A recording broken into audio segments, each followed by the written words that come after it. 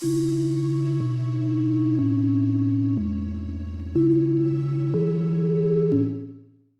the next command we're going to use is going to be the trim command. So we're actually going to draw some lines here and trim the lines. So to get this command set up, we're just going to draw a quick little line.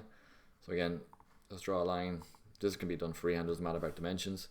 Let's draw a line.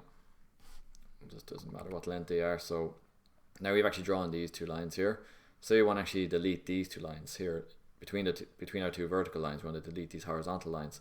But if we click on them, you'll see, because this is actually part of a rectangle, we can just delete these lines as they are, because if we do, it'll actually, I can press delete now, but we delete the whole rectangle, which is not what we want.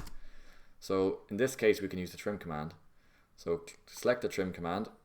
Now select the objects.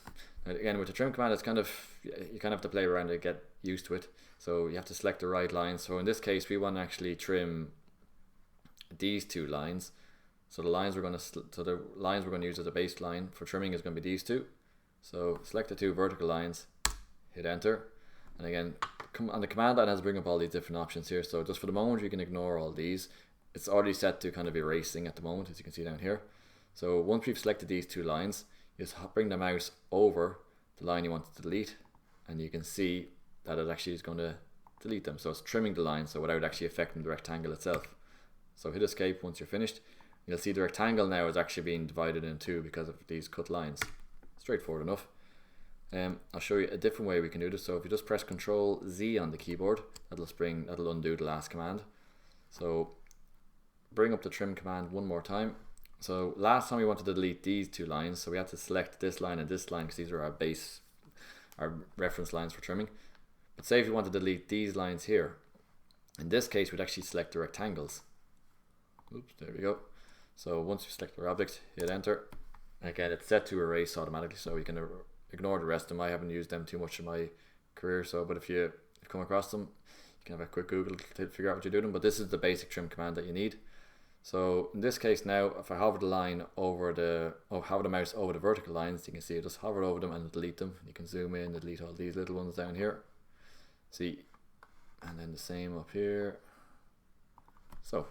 And that'll just leave it at our vertical line. So there's two different ways you can do the trim command. Just have to play around it and you'll figure it out as you go.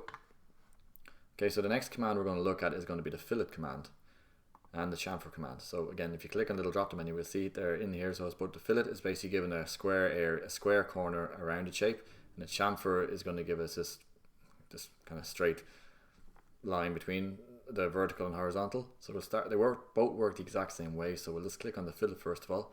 So select the fillet line. Now the fillet line is going to be a curved line, so we actually have to set a radius. By default, the radius is set to 0. So if I was just to click these lines now, nothing would happen because we don't have the radius set to anything. So we're going to click on radius down here, and it says specify a radius. So just to over exaggerate this, we know this distance here is 10, so I'll make the radius 100. So it'll be very big, so just make it easy to see. So type in 100. So then I'm going to specify our first object. So we want to basically have this line here and this line here, and you can see once I hover over the line, I'll actually give you a quick preview. And if you're happy with this one, you can just select it and click OK. And you'll see now that was a perfectly square corner. Now we've actually used a fillet to make it a curved corner, and the radius of this curve is 100, which we set up before.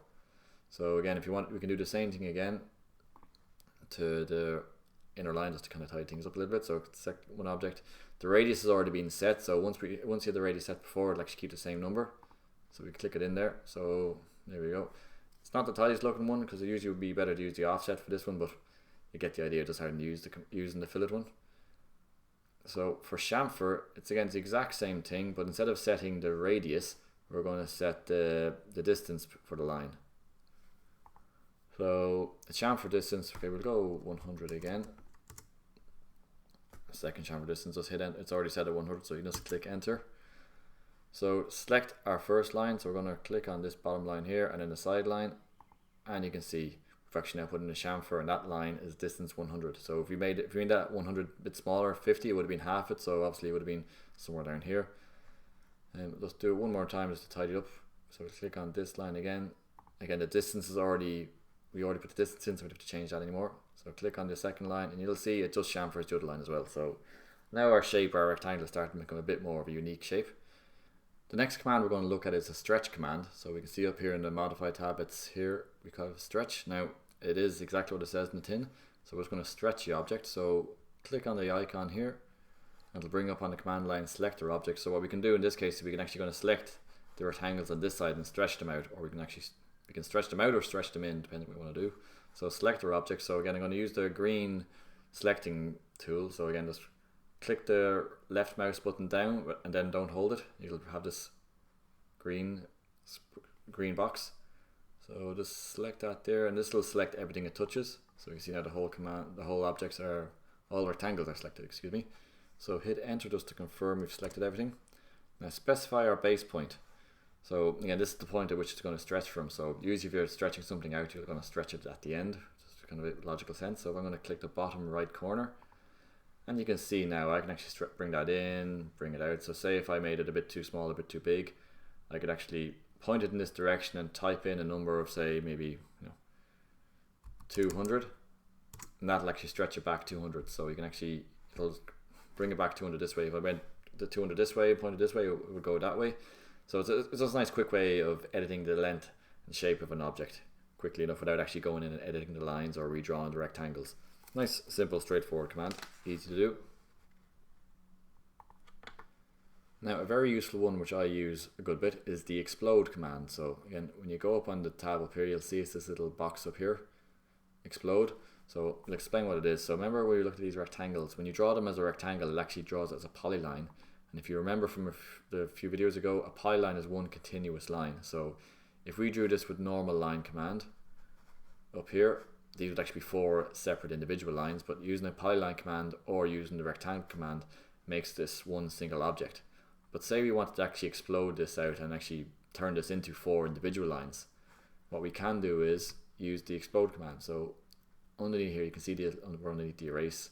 So this one here is called explode. Hover your mouse over it, click on the icon, again select our object. So we're going to select this rectangle here, so you can see the whole thing is selected. Once we finish selecting it, just hit enter to confirm that's everything we need, and then it's all done. So now if you hover the mouse over it, you'll see it's no longer one solid rectangle, it's actually just individual lines. So now we can actually delete these 2 lines, let's say, without deleting the ones at the side. Again, this is useful if you need to kind of edit a shape like a rectangle or a triangle that you've drawn. Okay, so that's a fair few of commands I've just thrown at you. That's a long old video, so hopefully you're still with me. There's a few exercises in the notes I'd like you to work through. You're going to be using a lot of the modifying commands that we've had here. So full details of the exercise are given in notes and when they have to be handed up. But work through them. If you're not sure, go back and watch the video. Again, there's notes that correspond to each of these modifying commands on Brightspace. So any issues, just send me an email, and thank you for listening.